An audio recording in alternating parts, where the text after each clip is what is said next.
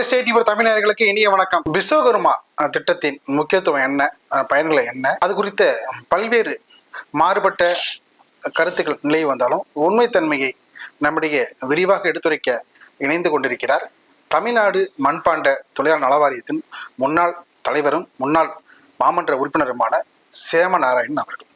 வணக்கம் சார். வணக்கம். நல்லா இருக்கீங்களா சார்? நல்லா இருக்கு. நீங்க நல்லா இருக்கீங்க? சந்தோஷம், மகிழ்ச்சி. அடுத்த மாதம் வர இருக்கின்ற புத்தாண்டு பொங்கல் நல்வாழ்த்துக்களை தமிழ் பெருங்குடி மக்களுக்கு நன்றி உணர்வோடு நான் தெரிவித்துக் கொள்கின்றேன். சமீபத்தில் பெய்த புயலின் காரணமாக தமிழகத்தில் மிகப்பெரிய அளவில் மக்கள் பாதிக்கப்பட்டார்கள்.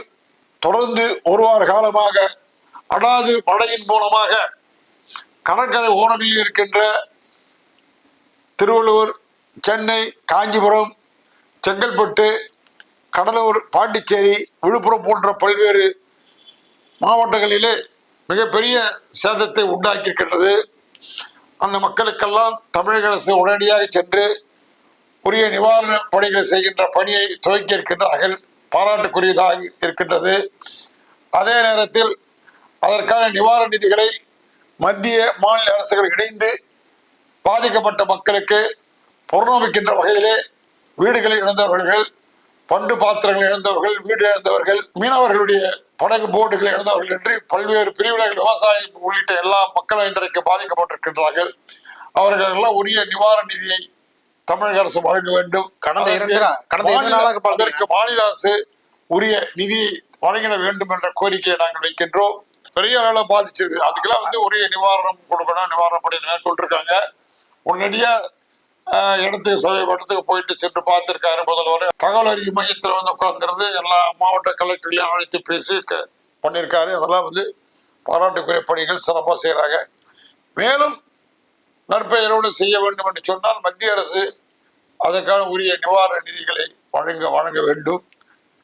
அப்பொழுதுதான் மக்களுக்கு பலன் திட்டங்கள் கிடைக்கும். அந்த மழைக்கால நிவாரண உதவித்தொகை மண்பாண்ட தொழிலாளர்களுக்கு அதிகப்படுத்தி தர வேண்டும் என்ற கோரிக்கை நீங்க நீண்ட நாட்களா நாங்கள் தொடர்ந்து வைத்துக் கொண்டிருக்கின்றோம். எங்களுடைய முக்கியமான கோரிக்கை வருகின்ற பொங்கல் திருநாளிலே புது அரிசி புதிய பாணியிலே பொங்கலிட வேண்டும் என்கின்ற கோரிக்கை வைத்திருக்கின்றோம். அதற்கு அரசு ஏற்கனவே ரேஷன்தாரர்களுக்கு அரிசி, பருப்பு, சர்க்கரை, முந்திரி பருப்பு, ஏலக்காய் உள்ளிட்ட திராட்சை உள்ளிட்ட பொருள் வழங்குகிறார்கள். விவசாயிகள் நலனுக்காக, அதே மாதிரி நெசவாளர்களுக்காக இலவச வேட்டி சேலை வழங்குகிறார்கள். நலிந்த மண்பாண்ட தொழிலாளர்கள் நலனுக்காக ஒரு பானை, ஒரு அடுப்பு வழங்கினால் நலமாக இருக்கின்ற கோரிக்கை நாங்கள் வைத்திருக்கின்றோம். தமிழ்நாடு பூராவும் அதற்காக 41 மாவட்ட மக்கள் அந்த மாவட்ட கலெக்டர் மனு தந்திருக்கின்றார்கள். நாங்கள் சென்னையில் கலெக்டரிடம் அரசு அதிகாரிகளும் தந்திருக்கின்றோம். இதனையெல்லாம் கருத்தில் கொண்டு வருகின்ற பொங்கல் திருநாளிலே அந்த புதிய பானை, புதிய அடுப்பு போன்றும் தந்தால் மண்பாண்ட தொழில் செய்கின்ற சமூக மக்களுக்கு கொஞ்சம் ஏதுவாக இருக்கும். மண்பாண்ட தொழில் 400 மணியாக நலிந்து வருகின்றது. அது இயற்கையான ஒரு வளமானது. அது உடல் ஆரோக்கியமான ஒரு உணவை சமைப்பதற்கு ஏற்ற பாண்டங்கள், மண்பாத்திரங்கள்லாம் என்பது உலகமறிந்த ஒரு உண்மை. அந்த நிலைப்பாட்டை உணர்ந்து நலிந்து வருகின்ற மண்பாண்ட தொழிலாளர்களுக்கு ஒரு கரம் கொடுக்க உதவி பண்ண, அதை ஒரு பானை, ஒரு அடுப்பு என்ற இலக்கிலே அதை வழங்க வேண்டும் என்ற கோரிக்கை வைக்கின்றோம். உங்க கோரிக்கையெல்லாம் தமிழக அரசு கடந்த வருடமே நிறைவேற்ற சொன்னீங்க. இந்த வருஷமாவது நிறைவேற்றுமா? நிறைவேற்றுகின்ற இடத்துல எங்களில் ஒரு அங்கு இல்லை. தமிழகத்தில் 40 லட்சம் மக்கள் இருக்கிறோம். இந்தியா பூரா 10 கோடி பேர் இருக்கிறோம். ஆனால் எங்களுக்கு 4 சதவிகித இடம் கொடுத்துருந்தாக்கா எங்களுக்கு 4 எம்எல்ஏக்கள், ஒரு எம்பிக்கள் வந்திருக்க முடியும். அந்த வாய்ப்பு எங்களுக்கு கிடைக்கல. சிறுபான்மை என்ற காரணத்தினாலும் நாங்கள் அரசியலிலே வன்முறை எதுவும் செய்யாதவர்கள், அறப்போராட்டத்தில் மட்டுமே நாங்கள் ஈடுபடக்கூடியவர்கள். வன்முறையான போராட்டங்கள் நாங்கள் ஈடுபடுவதில்லை. ஆகவே எங்களுக்கு உள்ள உரிய மரியாதை எங்களுக்கு அரசாங்கத்தில் கிடைக்கல. அந்த வாய்ப்பு கிடைக்கல என்பதற்காக நாங்கள் சோர்ந்து போயிடல. எங்களுடைய தொழில் நலிந்து தொழில், அதை பாதுகாக்கணும். அதுக்கு இந்த சங்கத்தின் மூலமாக அரசாங்கத்தில் கோரிக்கை வைக்கின்ற மனுவை மட்டும் நாங்கள் கொடுக்குறோம். ஆர்ப்பாட்டம் பண்ணுறோம், போராட்டம் பண்ணுறோம், ஒரு உண்ணாவிரதம் இருக்கிறோம். இதுதான் நாங்கள் இருக்க முடியும். தமிழக மக்கள் எல்லாருமே பாத்தீங்கன்னா அமைதி நல்வழி தான். யாரும் வன்முறையை எந்த இடத்துலயும் தெரியும். மக்கள் மட்டும் இல்ல, தமிழக மக்களே ஒரு சிறைச்சாலையில போனாலும் சரி, உலகம் பூரா இருக்கிறோம். மண்பாண்ட தொழில் செய்யறோம், உலகம் பூரா இருக்கிறோம், இந்தியா பூரா இருக்கிறாங்க. ஆனா பேர் மாநிலத்துக்கு மாநிலம் வேறுபடுது. நாடுக்கு நாடு வேறுபடும் பேர். ஆனா மண்ணை களிமண்ணை மூலப்பொருளை கொண்டு பணியாற்றுபவர்கள் குயவர்கள் இங்க மட்டும்தான். வெளியில போனாங்க பிரஜாபதிகள். ஆல் இண்டியா அளவில் பார்த்தீங்கன்னா பிரஜாபதிகள் என்ற பெயர் வச்சிருக்காங்க. அந்த மாதிரி ஒரு கண்ட்ரிக்கு ஒரு பேர் வச்சிருக்காங்க. இது நம்முடைய தேவையை கருதி இந்த கோரிக்கை அரசு நிறைவேற்ற வேண்டும் என்று நான் நினைக்கின்றோம். அடுத்து மத்திய அரசு இப்ப புதியதாக விஸ்வகர்மா திட்டத்தை கொண்டு வந்திருக்கின்றார்கள். அந்த திட்டத்தில் உள்ள குறைபாடுகள் என்ன என்பது வெளியே பொதுமக்களாகிய நமக்கெல்லாம் தெரியவில்லை. அதில் இருக்கிற குறைகளை சுட்டிக்காட்டி ஒரு கடிதம் அனுப்பியிருக்கின்றார். அந்த கடிதத்திற்கு 3 மாதம் கழித்து தான் அவர்கள் பதில் அனுப்பியிருக்கின்றார்கள். ஆக ஒரு திட்டம் முறையாக சிறப்பாக செயல்பட வேண்டும் என்று சொன்னால் மத்திய அரசு மாநில அரசு இணக்கமாக இருக்க வேண்டும். கட்சி என்பது வேறு. அது தேர்தல் களத்திலும் சரி, கட்சி தேர்தல்களில் யார் வெற்றி பெற வேண்டுமோ அந்த வெற்றிக்காக வேண்டி என்ன வேணாலும் பேசி எப்படியோ வெற்றி பெற முடியும். அது அரசியல் கட்சி. ஆனா ஆட்சி என்பது வேறு. ஆட்சி என்பது முழுக்க முழுக்க மக்கள் நலனுக்காக மட்டுமே செய்யக்கூடிய ஒரு திட்டங்களை போட்டு நிறைவேற்றக்கூடியவர்கள். அதுல மத்திய அரசு மாநில அரசு இணைந்து செய்தால்தான் அந்த திட்டம் நன்றாக இருக்கும். மக்கள் ரயிலிலே ஏறுகிறார்கள், ரயில் செல்லுகிறது. அந்த ரயில் எங்கிருந்து புறப்படுகிறதோ எங்கே போய் சேர வேண்டுமோ அந்த இடத்துக்கு போய் அது சேர வேண்டும் என்று சொன்னால் அந்த 2 பாதையில் சரியா ரயில் தண்டவாளங்கள் சரியாக இருக்க வேண்டும். ஒன்று மாநில அரசு தண்டவாளமா இருக்கு, இன்னொரு தண்டவாளம் மத்திய அரசா இருக்கு.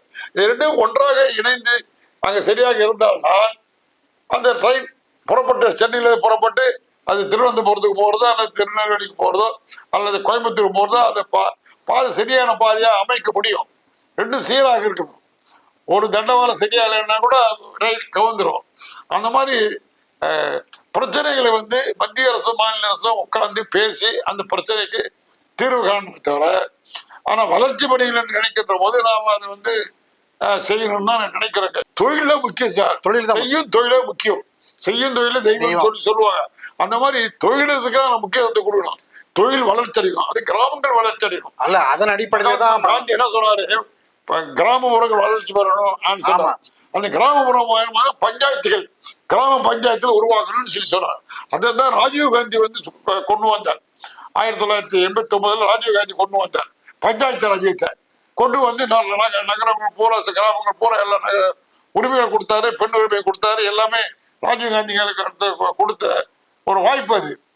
அது கிராமப்புறத்தில் இருக்கிற தொழிலாளர்களுடைய வளர்ச்சி பெறணும். கிராமப்புறங்களை மீனவர்கள், சலவையாளர்கள், முடிவு திருத்துவர்கள், இந்த மாதிரி மரம் ஏறுபவர்கள், மரமுடியவர்கள், கல்லுடைப்பவர்கள், மண்பாட்டு குழாளர்கள் என்று பலதர மக்கள் கிராமப்புறங்களில் இன்னும் வீடு வசதி இல்லாம பல அந்தரத்தில் இருக்காங்க. இன்னும் அந்த டெட்டு போட்டு இருக்கிற ஆளுங்க இன்னும் அந்த மலையாளி சாராசத்தில் இன்னும் வந்திருக்காங்க.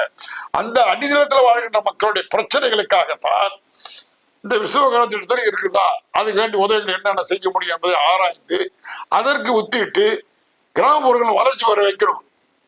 அங்க இருக்கிற பள்ளிக்கூடங்கள், அங்க இருக்கிற சுகாதார நிலையங்கள், அங்க இருக்கிற போக்குவரத்துகள், சாலைகள், மின்சாரங்கள், இப்படி பல்வேறு உதவிகளை எல்லாம் கிராமப்புறங்களுடைய வளர்ச்சியின் மூலமாகத்தான் நகரம் சீராகவும் சிறப்பாகவும் இருக்கும்.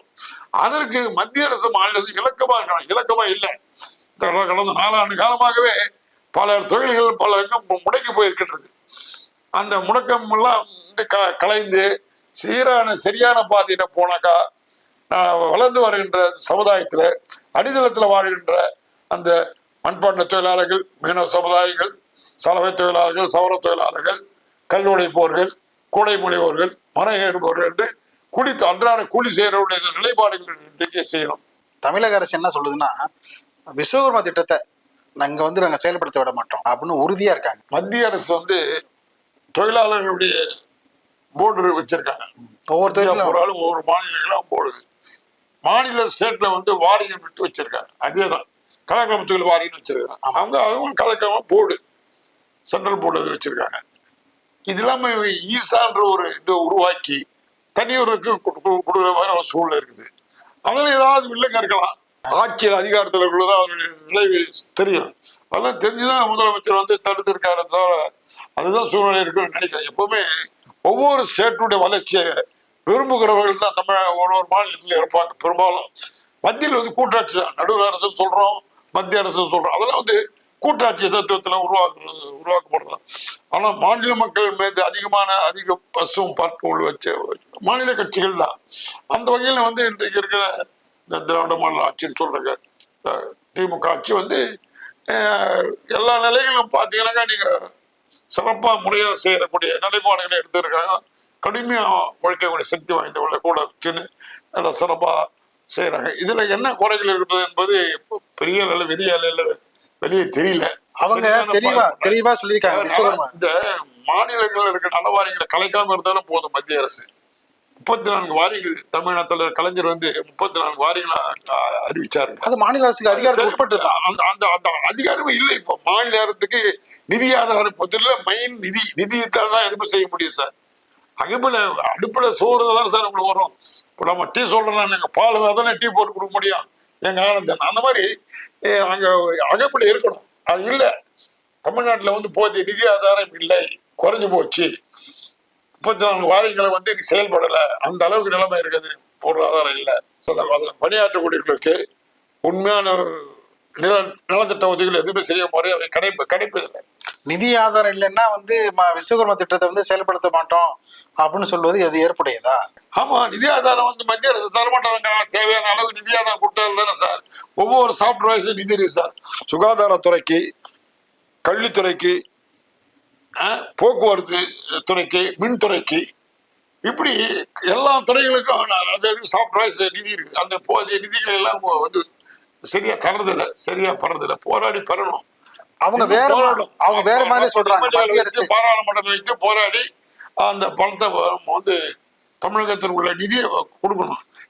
ஜிஎஸ்டி போட்டு 35% போட்டு இந்த மண்பாண்ட தொழிலாளர் உடையும் போட்டு எல்லாம் சொல்றாங்க. அப்படி இருக்கிறப்போ ஒரு ஏற்ற பணம் வச்சு வியாபாரம் பண்ணி அதை திரும்ப எடுத்து 35% கட்டணும்னு சொன்னா எப்படி செய்ய? அது மாதிரி ஸ்டாலே போடல இந்த கைத்தறி இதை குறைக்க சொல்லி வலியுறுத்தி ஆர்ப்பாட்டம் ஏதாவது பண்ணீங்களா? பல போராட்டங்கள் தொடர்ந்து அமைப்புச்சாரா கூட்டமைப்பு மூலமாக நான் அதுல இருக்க அங்க வகிக்கிறேன். மண்பாண்ட தொழிலாளர் குழல் சங்கத்துல எல்லாம் அமைப்புச்சாரா கூட்டமைப்பு ஒன்று இருக்குது. அதுல கீதாமையா தேசிய அளவில் செயலாளர் நம்ம பண்ணிட்டு இருக்காங்க. போன வாரம் கூட நாங்க வந்து ராஜேந்திர ஸ்டேடியத்துல ஒரு பெரிய ஆர்ப்பாட்டம் பண்ணோம். தொடர்ந்து தமிழ்நாடு பூரா ஒரு மாத காலம் தமிழ்நாடு பூரா ஆர்ப்பாட்டம் பண்ணாங்க. அதுல எல்லா மக்கள்கள், மீனவர்கள், தலைவர்கள், பொருட்கள், இந்த மண்பாண்டத்தை எல்லாரும் கலந்து தமிழ்நாடு பூரா பண்ணாங்க. கலெக்டர் மனு கொடுத்திருக்காங்க. கொடுத்துட்டு போன வாரம் வந்து இங்க பீச் இதுல ராஜேந்திர ஸ்டேடியத்துல என்னுடைய தலைமையில அங்க பண்ணாங்க. மாபெரும் உண்ணாவிரதம் நடத்த போறதா சொன்னீங்களே, அது என்னாச்சுங்க? அதே இந்த பொங்கல் பண்டிகைக்கு இந்த பானை அடுப்பு கொடுக்கலன்னா தான் அந்த வேலையை நாங்கள் செய்யறதா நாங்கள் இருக்கிறோம். தமிழ்நாடு பூரா தலைவர்களை ஜனதங்கி 1 லட்சம் பேரை கூட்டி பெரிய அளவில் அந்த ஆர்ப்பாட்டத்தை பண்ணணும் செய்யணும்னு நினைக்கிறோம். அநேகமா இந்த வருஷம் கொடுத்துருவாங்கன்னு நினைக்கிறேன். ஏன்னா கூட்டு பேசுறாங்க, அதிகாரிகளும் கூட்டு பேசுறாங்க.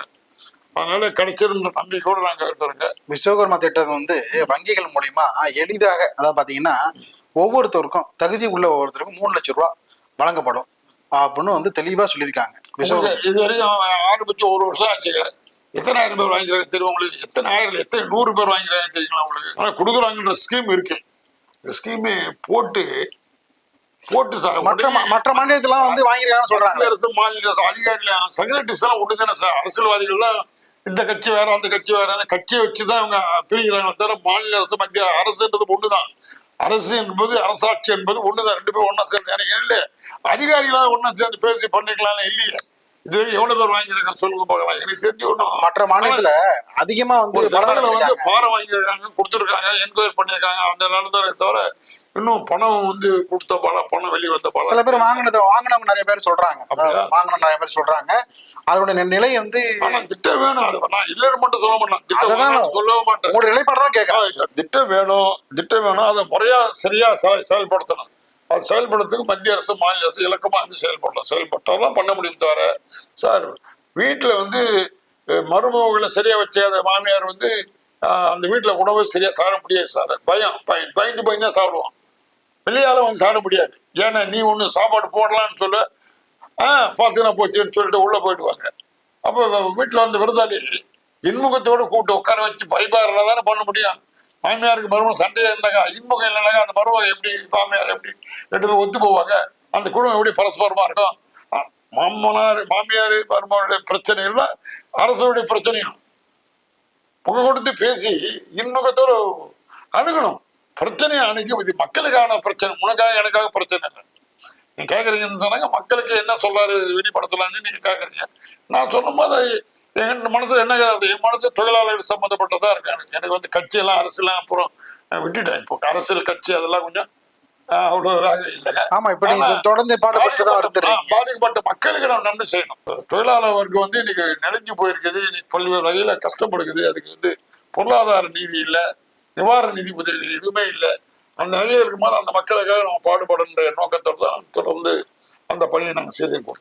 இது சோழர் காலத்திலேயே சார் குடவோலை முறையில ஆட்சி பொறுப்புக்கு வர்றவங்க அந்த நிர்வாகத்துல வந்து இப்படி நடைமுறைப்படுத்தணும்னா, கிராமத்துல இருக்கிற மண்பாடு தொழிலாளர்கள், கிராமத்தில் இருக்கிற சலவை தொழிலாளர்கள், கிராமத்தில் இருக்கிற விவசாயிகள், விவசாய கூலி தொழிலாளர்கள் உள்ளிட்ட பல்வேறு தொழில்களை செய்யறவங்களை காமத்து பண்ணணும்.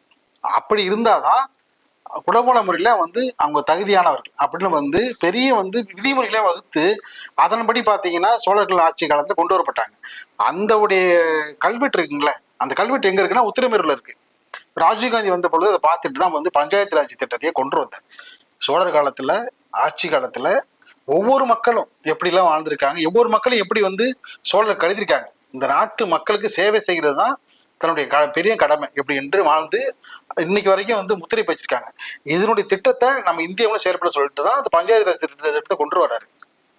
இந்த நடைமுறைங்கிறது அப்பயே பார்த்தீங்கன்னா இந்த நாட்டில் உள்ள எல்லாரும், இந்த நாட்டில் உள்ள ஒவ்வொருத்தரும் முக்கியமானவர்கள் என்பதை உணர்ந்து செயல்பட்டவர்கள் சோழர்கள். அதன்படி தான் வந்து இன்னைக்கு இருக்கிற மத்திய அரசு அதனை கருத்தில் கொண்டு இந்த திட்டத்தை கொண்டு வராங்க. இந்த திட்டத்தில் வந்து பல்வேறு மாறுபட்ட கருத்துக்கள் இருக்கலாம், மாறுபட்ட நிலைப்பாடு இருக்கலாம். அதுக்காக வந்து திட்டத்தையே செயல்படுத்த விட மாட்டோம் அப்படின்னு சொல்வது எந்த வகையில நாய்? திட்டத்தினுடைய பெயரை அதுக்கு ஒரு சொல்றாங்க, புஷ்பக விமானத்தை கட்டமைத்து விஸ்வகர்மா. உலகத்துல வந்து கடினமான வேலையை பார்க்கிறேன். நூற்றுக்கணக்கான ஆயிரக்கணக்கான ஜாதிகள் இருக்கு சார். நான் அதுக்குள்ளே போல நீ அதான் சொல்ற தொழில்கள் ஜாதி என்பது வந்து மனிதனுடைய பாதுகாப்புக்காக வச்ச வேண்டிய ஒரு பெயரை தவிர அது இல்லையா? இந்த விஷயம் அதை உறவுக்காக வச்சுக்க வேண்டியதை தவிர இந்த விஷயம் வந்து அதன் அடிப்படையில் இல்ல. என்ன செய்யும் தெய்வம் அதன் அடிப்படையில தான் உணர்வு நம்ம உருவாக கூடாது. ஜாதி ஆனா ஜாதி ஒழி எப்படி ஒழியும்? ஜாதி ஒழியாது. ஏன்னாக்கா அது ஆதி காலத்துல இருந்து உருவாகி போச்சு. அதாவது மீன் பிடிக்கிறவன் மீனவன் அப்படி வச்சுட்டாங்க ஜாதி பேரை. அது பாதி அது மண்பான தொழிலாளி. வேற மாவட்டங்கள்ல வந்து விவசாயம், வேற மாவட்டங்கள்ல வந்து மாட்டு சமூகத்துல உள்ள மீன் பிடித்தா கூட அவங்களுக்கு வந்து அவங்க வந்து விரும்பி மீன் பிடித்தா கூட அவங்களுக்கு பேர் வந்து மீனவர் தான். ஆனா சர்டிபிகேட்ல வந்து பாத்தீங்கன்னா வச்சுங்களேன், அவங்க சமூகத்துல உள்ள ஜாதி பேர் தான் குறிப்பிடப்பட்டுள்ளது. இன்னைக்கு அது வேறு இது வேறு சார். இன்னைக்கு இருக்கிற தொழில் பூரா அந்த குலத்தொழில் அவனே செய்யல. அது தெரிஞ்சவங்க முதல்ல நீங்க தமிழ்நாடு பூரா பூராவே இப்ப மண்பாட்டு தொழில் வந்து 100% 40 மக்கள் இல்ல, எனக்கு 10 லட்சம் மக்கள் தான் சட்டிமான செய்யற சொல்லி சொல்றோமே. இல்ல 4 லட்சம் பேர் தான் வேலை செய்யறாங்க மண்பாட்டு தொழில் செய்யறாங்க. பல பேர் 1 லட்சம் பேருக்கு மேல வேறு சமூகத்தை சேர்ந்தவங்களும் அந்த மண்பாட்டை செய்யறாங்க. எல்லாமே இருக்காங்க. அதே மாதிரி மீனவர்கள் அப்படிதான், செருப்பு தைக்கிறவங்க அப்படிதான். நீ பாபர் சாப்பிடுறதுல வீட்டு பார் வச்சுக்கலாம் யாரு? மாற்று சமுதாயம் நிறைய பேர் செய்யறாங்க. அந்த இசை வேளாளர், அந்த முடி திருத்தூர், அந்த சமுதாயத்துல இல்ல வீட்டு பார் வச்சிருக்காங்க. அதே மாதிரி வீட்டுல துணி கடை கூட வந்து டோபிங்கெல்லாம் வச்சிருக்கிறது. இப்ப நிறைய பேர் வந்து இப்ப வெளியே பிரைவேட்டா படிச்சவங்க, வசதி படிச்சவங்க, வேற சமுதாயம் சேர்ந்தவங்க வந்து அதை பெரிய அதான் சார் நவீன காலத்தை தகுந்தபடி எல்லாமே மாறிட்டாங்க. நவீன காலத்தை தகுந்த பண்ணிட்டாங்க. அதனால எல்லாருமே மாறி இருக்காங்க. ஆனா என்ன பொறுத்த ஜாதியின் மூலமாக ஒரு திட்டத்தை கொண்டு வந்து ஜாதியின் மூலமாக ஒரு திட்டத்தை அது சமூக ரீதியில கிடையாது. யாரும் ஏத்துக்க மாட்டாங்க, ஒத்துக்க மாட்டாங்க. சமூக ரீதியே கிடையாது. அதுதான் சோழர்கள் ஆட்சி காலத்திலே பாத்தீங்கன்னா சமூக ரீதி கிராமராஜ்யம் பஞ்சாயத்து ராஜ்யம் தான் வச்சுதான் அது அண்ணா திமுக பீரியட்ல இது காங்கிரஸ் பீரியட்ல சரி மற்ற கட்சிகளோட பீரியட்லாம் வந்து அப்படிதான் வச்சிருந்தாங்க சமூக நீதி. இவங்க சமூக நீதினு கொண்டு வருவாங்க. அவங்க வந்து தேசிய அளவில் ஒரு கொள்கை பெயர் வச்சு பண்ணிட்டு வருவாங்க. இப்படிதான் முன்ன வந்து இதுல ஏதோ விஸ்வகர்மா திட்டம்னாலுமே அது வந்து ஏதோ ஒரு ஜாதியை குறிக்குமோன்ற எண்ணம் சில பேருக்கு ஏற்பட்டுக்கலாமோ என்னமோ தெரியல, எனக்கு தெரியல. பேர் வச்சாலும் தெரியல. அது வேற. இந்த ஈசா மூலியமா அந்த திட்டத்தை செயல்படுத்தணும்னு சொல்றதுதான் மட்டும்தான் எனக்கு அதுல கருத்து ஏற்படுத்தவில்ல. தொழிலாளர்கள் ஒரு பேரை விஸ்வகர்மா வச்சிருக்காங்க, அதுல ஒண்ணும் பெரிய தப்பு தரமா சொல்ல முடியாது. அந்த திட்டங்கள் வந்து எப்படி செயல்படுத்துன்னு தான் பார்க்கணுமே தவிர யாருடைய பேரால செயல்படுது, யாருடைய தலைமையில செயல்படுது முக்கியம் இல்ல. நல்ல அருமையான அறிவுரையை தமிழக அரசு சொல்லியிருக்கீங்க. ஆமா, மிக்க நன்றிங்க. மிக்க நன்றி. வணக்கம்.